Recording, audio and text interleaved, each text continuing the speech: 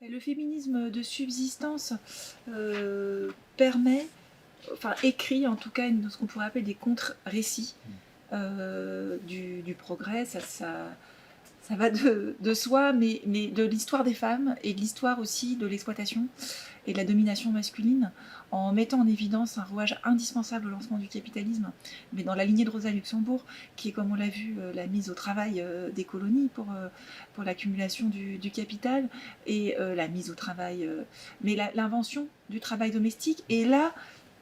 la perspective est assez différente du féminisme matérialiste du type de Christine Delphi, parce qu'en fait,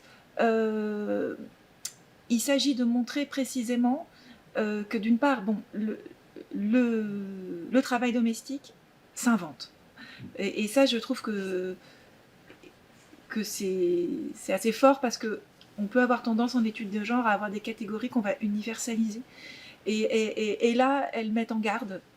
alors même qu'elles écrivent finalement des textes assez hyper théoriques et pas toujours avec plein d'exemples empiriques. Là, elles nous mettent en garde sur le fait qu'on ne peut pas universaliser la notion de travail domestique, et parce qu'en fait, ce mot recouvre des réalités historiques et anthropologiques et très différentes, parce que le travail domestique, qui est donc le travail ménager,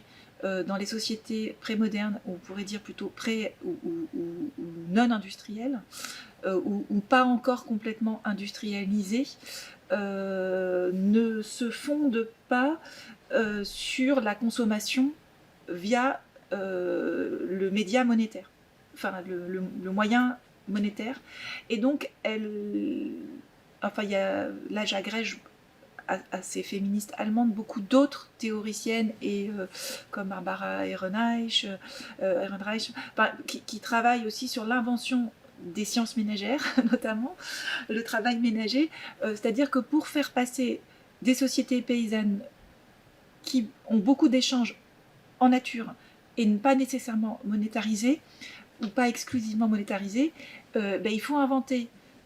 pour créer des consommatrices et des sociétés de consommation pour acheter des choses, il faut créer cette figure qui est la consommatrice. Euh,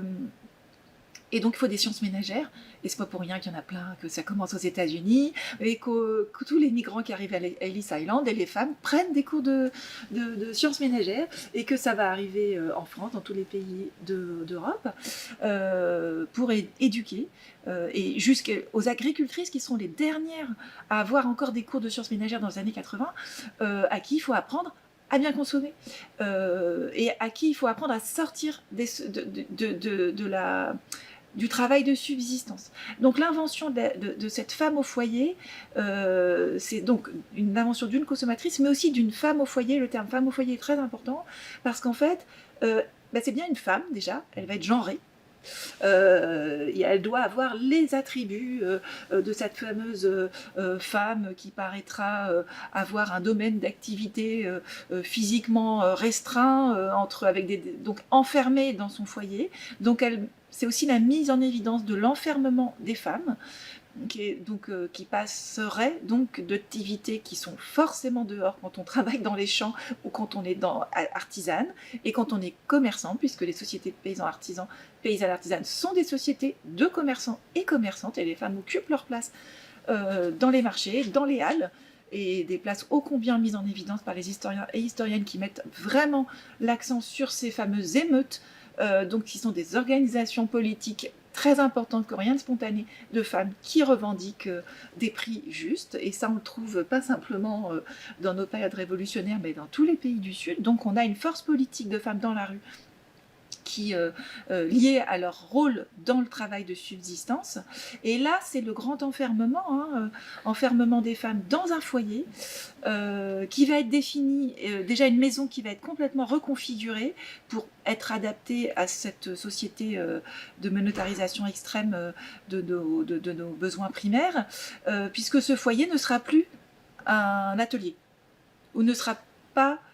adossé aussi à toute une chaîne de paysans artisans. Et ce foyer, il a une autre caractéristique, c'est qu'il est hyper dépeuplé. Il est dépeuplé, c'est-à-dire que les femmes se retrouvent seules dans ce foyer, ce qui est sur le plan historique, anthropologique, une anomalie, enfin, une exception, un truc extrêmement bizarre, parce que ça n'existe nulle part ailleurs que depuis les années 50 dans certains pays du Nord, et surtout pour, je dirais, classe moyenne, parce que dans plein de classes populaires, évidemment que ce foyer reste composé de plein de gens qui vivent de débrouille, et donc d'âge aussi. Donc là, on invente un foyer avec surtout des femmes, des enfants scolarisés, des hommes happés par la sphère productive salariée, des belles-mères, des beaux-parents qui sont mis dans un autre foyer d'autre part. Il n'y a plus d'animaux, à part quelques animaux domestiques, mais surtout pas d'animaux qui pourraient donner de quoi manger. Il n'y a plus de plantes non plus, donc on ne vit plus avec des graines notamment. Il n'y a plus de bois, enfin de zones sauvages. C'est-à-dire que c'est un foyer aussi qui est coupé de sa zone sauvage, si je raisonne en termes de cercles et de zones permacoles. Quand on travaille en permaculture, la zone sauvage est super importante. Et au milieu se trouve cette sorte de fait du logis, qui elle par contre se retrouve équipée donc de la fée électricité. Il n'y a pas de fait du logis sans fée électricité, parce qu'il faut être hyper équipé, puisqu'il n'y a plus la chaîne de l'eau, donc il faut aussi l'eau qui arrive direct. Et donc ça, c'est évidemment, je ne vais pas dire que ce n'est pas des choses importantes et que ça n'a pas libéré du travail, que c'est pas en termes de pénibilité, mais il ne faut pas non plus dire que ça a libéré du temps et que c'est l'avenir de l'humanité, parce que, enfin de la Terre tout court, parce que de rompre avec le circuit de la chaîne de l'eau et d'approvisionnement de l'eau, du bois, ça faisait que le travail de subsistance était complètement relié à une veille, à un entretien, à un soin, un care environnemental très fort, qui faisait que on ne pouvait, tout en accomplissant des gestes d'assouvissement des besoins primaires, on accomplissait des soins interspécifiques d'animaux, de plantes et de tous les êtres aussi qui veillaient à ce que cette chose-là se passe de manière bien redistribuée, c'est-à-dire à ne pas ni affamer une terre, ni des gens. Il ne s'agit pas par là de dire que des sociétés de subsistance sont par définition structurellement égalitaires. Mais ce n'est pas du tout ça qu'il est dit. Mais qu'il y a potentiellement dans les sociétés de subsistance, il y a eu et il y a encore des sociétés qui s'auto-organisent pour qu'il y ait une redistribution équitable entre tous les êtres qui composent non pas un foyer, mais ce qui s'appelle une maisonnée. Et c'est là que je voudrais en venir donc au rouage fondamental qui est mis en évidence, qui participe de la naissance de la femme au foyer, c'est qu'elle est femme au foyer dans une famille nucléaire.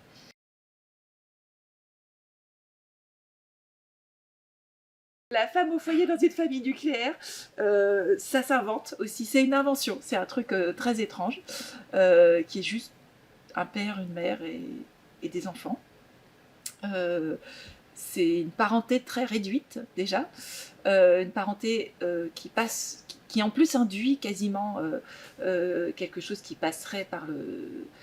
la physiologie, le sang, enfin ça aussi, déjà il y a plein de parentés qui sont qui passent pas du tout par le fait de mettre au monde. Il y a des mises au monde très variables, très variées. Et donc là, en plus, ça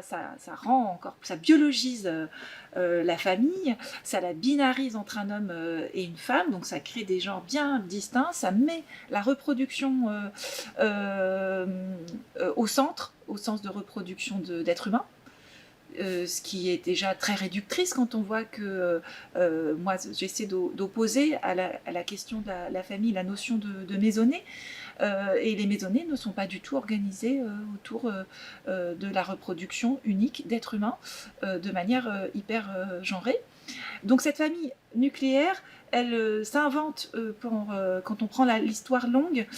pour, en tout cas, Ivan Illich, qui participe pour moi de ce féminisme de la subsistance. On me posait la question tout à l'heure de qu'est-ce que c'est ce corpus de texte. Il y a principalement des femmes, et ça c'est pour moi un choix aussi important, qui était aussi celui de Marianne Miss et Veronica Manuel-Thompson.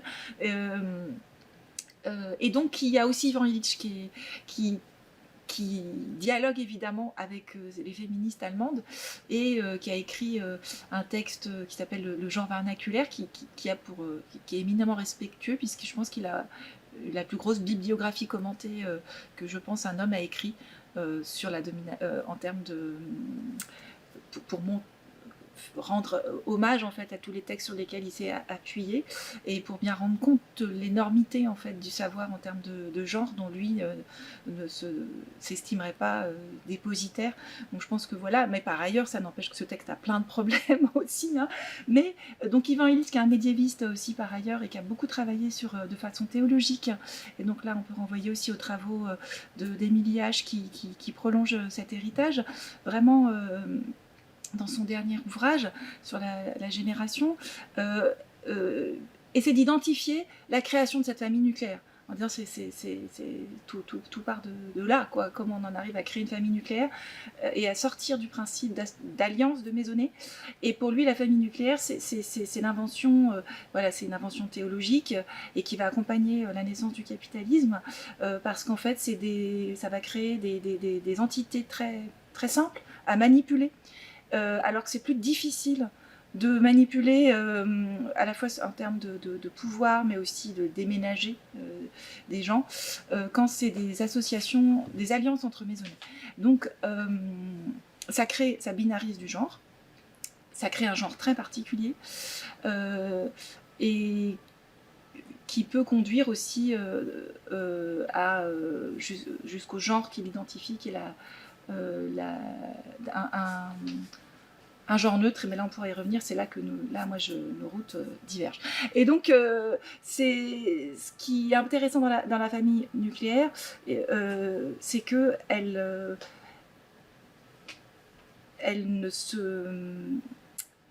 crée de la parenté qui va devenir de la parenté d'affection. Et ça c'est quelque chose aussi qui est extraordinaire. Je ne dis pas que l'affection n'est pas bien, mais c'est un soin qui donc passe par l'affection et donc qui aussi pose parenté et affection ensemble, mais qui du coup met de côté une autre manière de manifester son affection et ses liens, qui consiste à partager le travail de subsistance. Et je ne suis pas sûre que le partage du travail domestique est beaucoup mis en scène comme un partage de conflits, de scènes conjugales, puisque là on se retrouve avec en plus un mari et une femme archétypale qui... et là va être mis en évidence autre chose, c'est-à-dire la nécessité dans des sociétés de subsistance qui ne seraient pas patriarcales, de se répartir convenablement le partage de subsistance, et donc de faire passer à la fois la scène de l'affection et du soin, mais aussi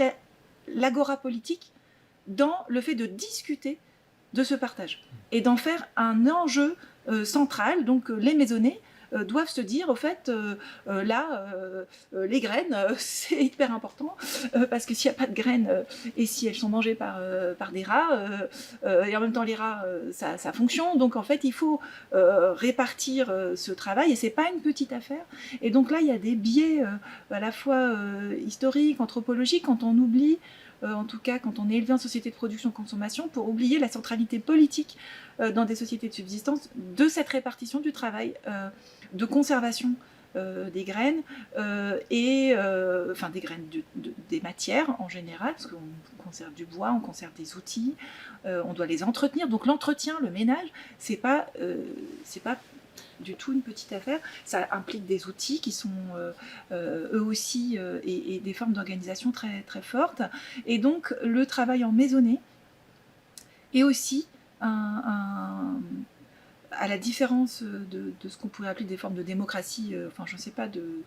discussion domestique, ça implique des plus gros groupes aussi, des groupes domestiques bien plus larges, parce que c'est pas possible de faire du travail de subsistance à 4 personnes. 2 enfants, 2 parents. C'est impossible. Il faut forcément un grand collectif. Et moi, dans toutes les enquêtes que j'ai faites, même si je tombe et je vois beaucoup encore de couples, en fait, hétérosexuels,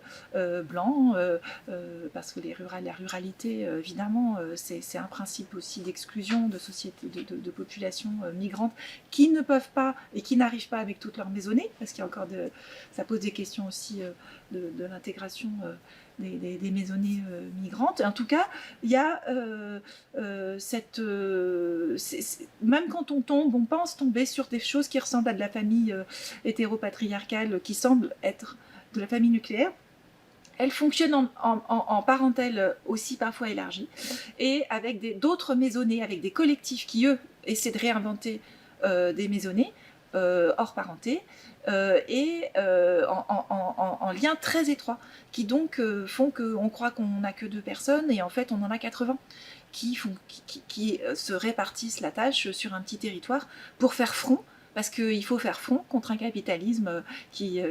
occupe tout l'espace et les esprits. Et c'est pas si simple en fait de se départir de la famille patriarcale, de production-consommation. Et donc ces fameuses maisonnées, elles ont cette autre caractéristique, et je pense qu'économiquement c'est hyper important, c'est qu'elles ont la capacité, pas simplement de redistribuer les subsides de façon appropriée, en fonction des besoins de chacun, mais elles font cette opération économique de renouvellement des matières, et ça je pense que c'est assez important de le signaler, ce que ne peut pas faire le travail domestique. Le travail domestique, c'est la consommation finale, même s'il y a du réemploi, du recyclage. Quand on a un yaourt dans son frigidaire, quand on l'ouvre le lendemain, il n'y a pas 4 yaourts. Il se trouve que quand on fait des semis, et c'est la période qui commence en ce moment, et ben on a planté des graines, et puis en fait on en a 100, quoi. Et donc on peut en donner à plein de gens. Et donc le principe de cette multiplication-là, avec certaines matières qui ont cette capacité-là, mais certaines compétences aussi, qu'on peut aussi étendre à l'outillage. C'est pour ça que je tiens à la notion de nature-culture de Donna Haraway, qui permet de ne pas essentialiser la nature et de montrer qu'elle est très intriquée avec des matières, d'autres matières qui, elles, ne se renouvellent pas s'il n'y a pas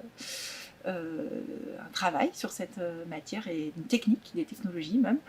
Voilà, donc ça pour moi ça permet à la fois d'opposer famille nucléaire, femme au foyer, homme breadwinner, binarité des genres, et maisonnée de l'autre côté, trouble dans le genre, parce que tout le monde ne met pas au monde des enfants, tout le monde par contre s'occupe de toutes les naissances, parce que là il y a de toutes les naissances, qu'elles soient d'objets ou de matière vivante, et il y a surtout un groupe éminemment collectif et qui n'est surtout pas anthropocentrique. Donc pour moi ça fait 2 modèles et 2 conceptions du travail qu'on pourrait qualifier de domestique, mais dans un cas on a vraiment un groupe domestique, dans l'autre pas du tout.